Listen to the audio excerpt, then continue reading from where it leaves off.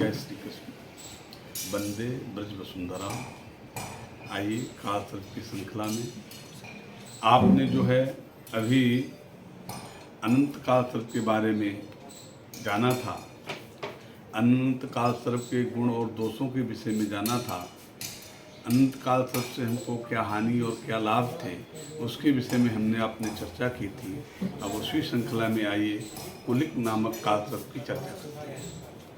कुलिक नामक कालसर्प जो है वो द्वितीय भाव से लेकर के अष्टम भाव तक बनता है और वह कालसर्प जातक के जीवन में कई प्रकार की समस्याएं खड़ा करता है।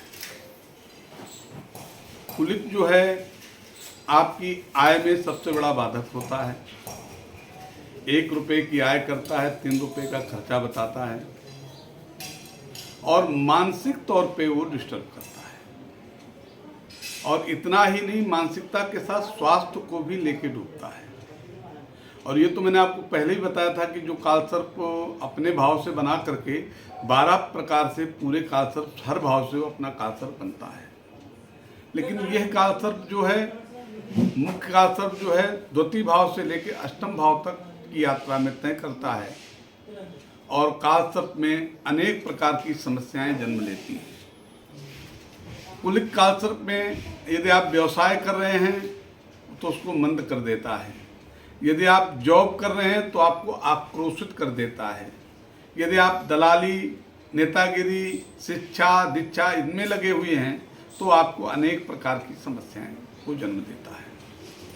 तो हमको इस कालसर्प निपटने के लिए निश्चित रूप से इसका समाधान जरूर कराएं। लेकिन एक चीज़ और आजकल चल रही है, वो बड़े जोरों पे चल रही है, बड़ा अंधानुकरण है।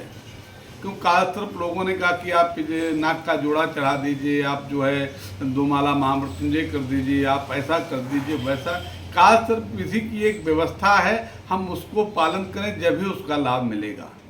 क्योंकि हम समस्याओं से जूझते हैं और थोड़े से लोभ में आकर के हम अपनी प्रक्रिया को खराब कर देते हैं तो निश्चित रूप से वो भी पैसे जो आपको गड्ढे में चले जाते हैं। कुलिक कालसर्प का काम भी यही कि जो कुछ आपने अर्जित किया उसको गड्ढे में फेंक दे।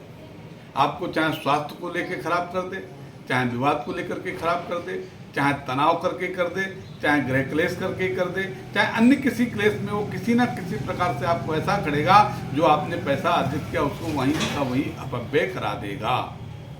तो इसके लिए मुझे चाहिए किसी हम अच्छे ज्योतिषी से संपर्क करें, उसको दिखाएं, उसको समझें, उसमें क्या क्या होता है, कैसे होता है, उसके विषय में जानकारी करके उसका एक व्यवस्थित रूप से समाधान करें।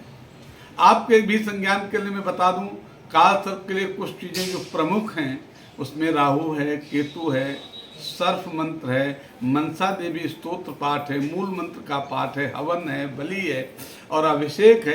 ये प्रक्रिया कालसर्प की है। तो आप किसी भी अच्छे और वैदिक ब्राह्मण के द्वारा, जानकार ब्राह्मण के द्वारा इसका समाधान कराएं और अपने फ्यूचर को आनंदित करें, लाभान्वित करें और अपना जीवन आनंदमय, मंगलमय बनाएं। जय श्री कृष्ण।